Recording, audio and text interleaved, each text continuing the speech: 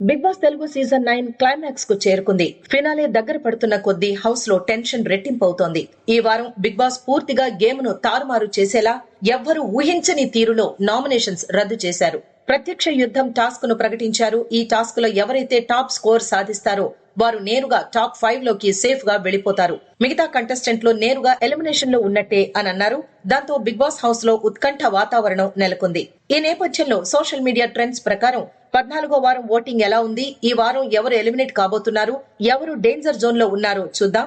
ఇక గ్రాండ్ ఫినాలేకు చేరువవుతున్న కొద్దీ big boss house లో అనూహ్య పరిణామాలు చోటు చేసుకుంటున్నాయి.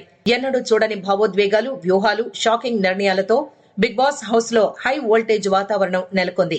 ఇక ఎపిసోడ్ లో సంజన ఇమ్ము బంధం తెగిపోయిందా అన్నట్టుగా మారింది. సంజన ఎమోషనల్ గా గేమ్ అయిపోయాక ఇమ్మానియల్ తో మాట్లాడతా అంటూ మమ్మీ అని పిలవట్లేదని బాధపడింది.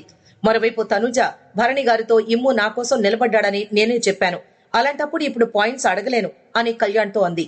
సంజన ఓటింగ్ లో తనను తీయొద్దని ఇమ్మానియల్ ని అడిగినా ఈ వారమంతా తనుజ నాకు సపోర్ట్ చేసింది, ఆమెను తీయను అని మాటిచ్చాను అని ఇమ్ము స్పష్టం చేశాడు.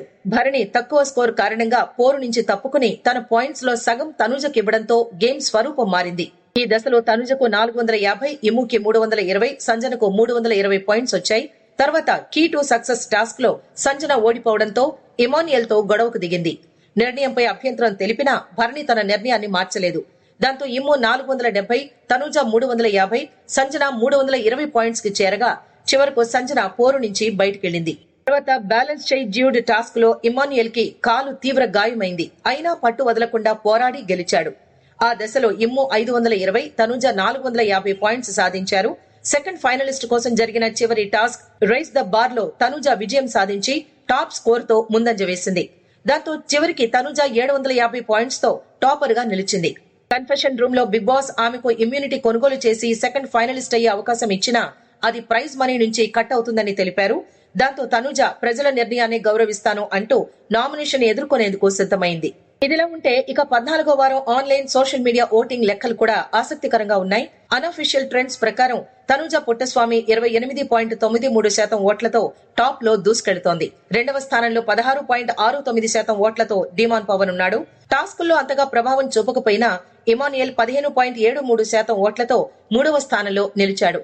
ఇక సంజన కూడా ఓటింగ్ లో హోరాహోరీగా సాగుతోంది. 15.05% ఓట్లతో 4వ స్థానంలో నిలిచింది. ఈ వారం భరణి శంకర్ కు ఓట్లు తగ్గడం పెద్ద షాక్ గా మారింది. కేవలం 14.23% ఓట్లతో 5వ స్థానంలో నిలిచారు. అతను డేంజర్ జోన్ లో ఉన్నారు. ఇక 10.12% ఓట్లతో సుమన్ శెట్టి ఓటింగ్ లిస్ట్ చివరన నిలిచి ఎలిమినేషన్ కు ప్రధాన క్యాండిడేట్ గా కనిపిస్తున్నాడు. అయితే కొన్ని సోషల్ మీడియా విశ్లేషణలు ఈ వారం డబుల్ ఎలిమినేషన్ కూడా జరగవచ్చని, అలా జరిగితే డిమాన్ పవన్ ఎలిమినేట్ అయ్యే అవకాశం ఉందనే ప్రచారం జరుగుతోంది. సోషల్ మీడియా ఇన్పుట్స్ ప్రకారం సుమన్ శెట్టి లేదా డిమాన్ పవన్ ఎలిమినేట్ అయ్యే అవకాశం ఉంది. ఎలాంటి పరిణామాలు జరుగుతాయో వేచి చూద్దాం.